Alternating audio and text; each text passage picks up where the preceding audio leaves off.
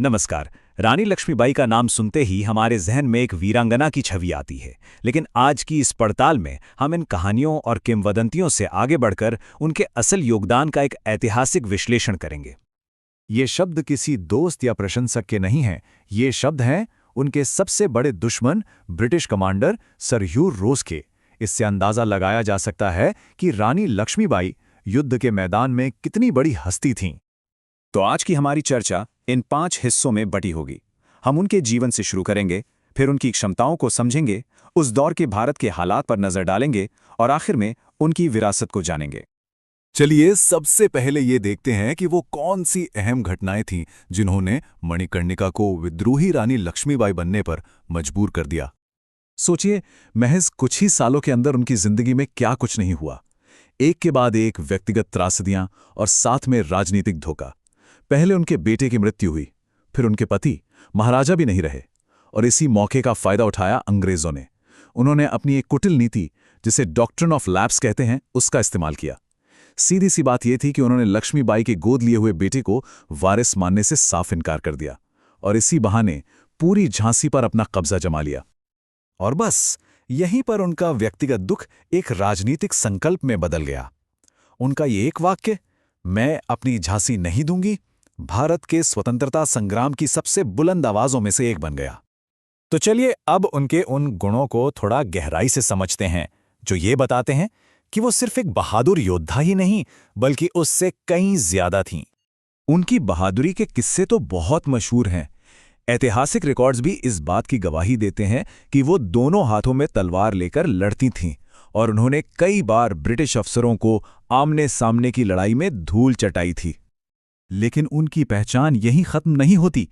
उन्होंने एक बेहतरीन शासक होने का भी सबूत दिया। सोचिए, उस मुश्किल दौर में उन्होंने किसानों का पूरा लगान माफ कर दिया ताकि जनता का साथ मिले।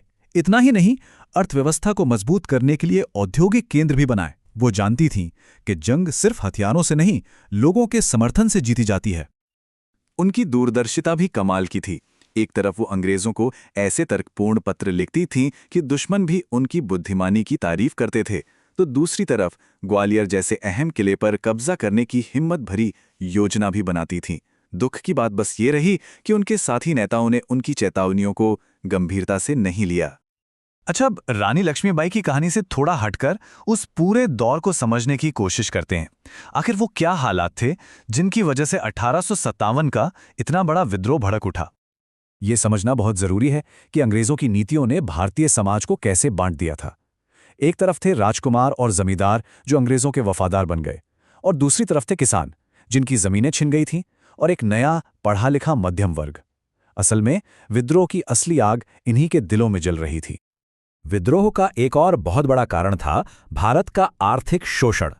इसे इतिहास में इकोनॉमिक ड्रेन या धन की निकासी के नाम से जाना जाता है। तो ये इकोनॉमिक ड्रेन था क्या?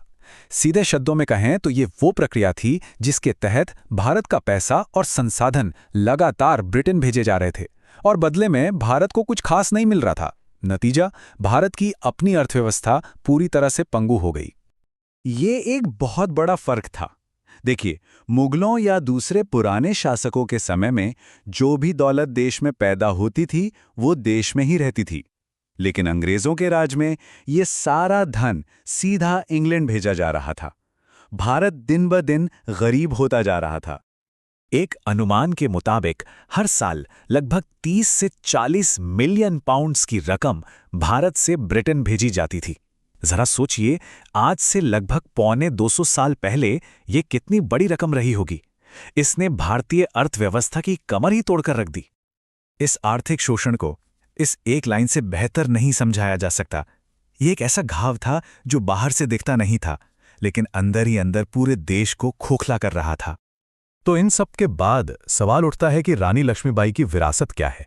उनके किए कामों का आगे चलकर क्या असर हुआ?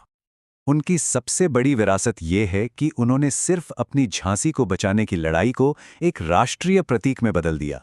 वो उन शुरुआती नेताओं में से थीं जिन्होंने स्वतंत्रता संग्राम को एक संगठित और सक्रिय प्रेरणा दी।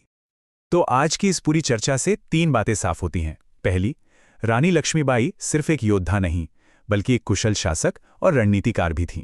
दूसरी, उनकी लड़ाई सिर्फ उनकी अपनी नहीं थी, बल्कि पूरे देश के सामाजिक और आर्थिक दुखों से जुड़ी थी।